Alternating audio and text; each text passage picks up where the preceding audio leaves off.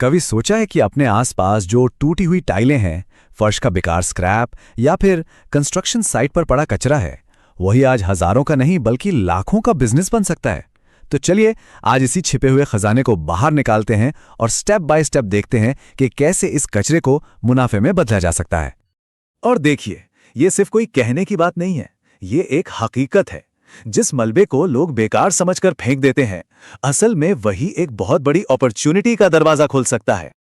तो सवाल ये है कि आखिर ये मौका, ये अपॉर्चुनिटी है क्या?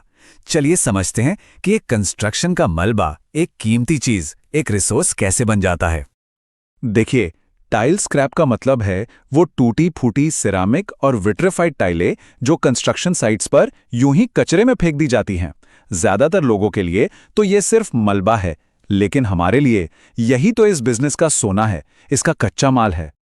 तो अब सवाल उठता है कि इस कचरे से बनता क्या है। देखिए, इसे प्रोसेस करके हम कई काम की चीजें बना सकते हैं, जैसे tile powder, fine aggregate, construction में काम आने वाला फिलर और पेवर ब्लॉक बनाने का कच्चा माल। ये वो प्रोडक्ट्स हैं जिनकी मार्केट में डिमांड हमेशा बनी रहती है। चलिए अब जरा इसके पूरे प्रोसेस को समझते हैं। कच्चा माल इकट्ठा करने से लेकर उसे एक फाइनल प्रोडक्ट बनाने तक का सफर आखिर होता कैसे है? सबसे पहला सवाल, कच्चा माल मिलेगा कहां से? अरे इसके सोर्स तो अपनी चारों तरफ हैं। कंस्ट्रक्शन साइट्स, टाइल की दुकानें जहां डैमेज स्टॉक पड़ा रहता है, बिल्डर्स, ठेकेदार और जो लोग पुरानी इमारतें गिराते हैं, वो सब। यानी कच्चा माल ढूंढना कोई मुश्किल काम नहीं है। अब जो बात इस बिजनेस को सबसे दिलचस्प बनाती है वो है इसकी कीमत। भारत में इसका रेट सिर्फ 50 पैसे से लेकर 2 रुपए प्रति किलो तक है। और पता है, कई मामलों में तो ये मुफ्त में भी मिल जाता है, बस आपको उसे अपनी जगह तक लाने का खर्चा देना होता है। कच्चा माल आ गया, अब असली काम मशीनों का है।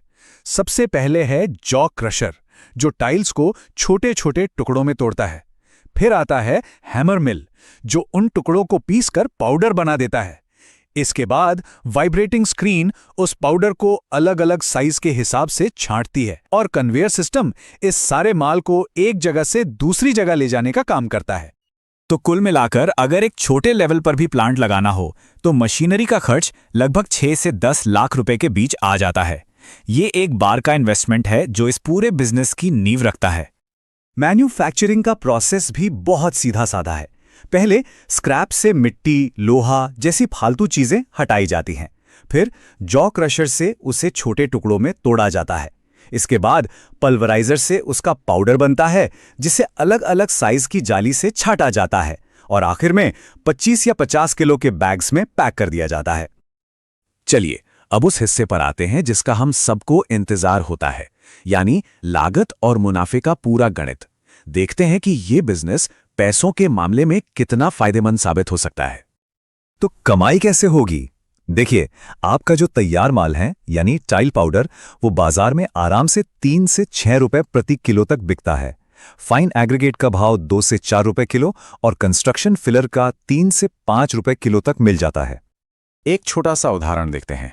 मान लीजिए 1 महीने में 50 टन माल तैयार होता है, तो 1 रुपए किलो के हिसाब से कच्चे माल पर लगे 50,000, बिजली और लेबर पर 60,000 और पैकिंग वगैरह पर 40,000 खर्च हुए, तो कुल लागत आ गई करीब करीब 1.5 लाख। वहीं अगर हम 4 रुपए का औसत दाम भी पकड़ें तो बेचने पर कुल कमाई हुई 2 लाख रुपए। तो सीधा सा गणित है। सारे खर्चे निकालने के बाद भी एक छोटे सेटअप से हर महीने 40,000 से 70,000 रुपए का नेट प्रॉफिट कमाया जा सकता है। और जाहिर है, जैसे जैसे काम बढ़ेगा ये मुनाफा और भी बढ़ता जाएगा। पैसा कैसे कमाना है ये तो हमने समझ लिया। अब ये भी देख लेते हैं कि इस माल के खरीदार कौन लोग हैं और इस काम के लिए कौन कौन से कानूनी दस्तावेज जरूरी होते हैं। आपके ग्राहक हैं पेवर ब्लॉक बनाने वाले, सीमेंट कंपनियां, कंस्ट्रक्शन और सड़क बनाने वाले ठेकेदार और ईंट भट्टे वाले।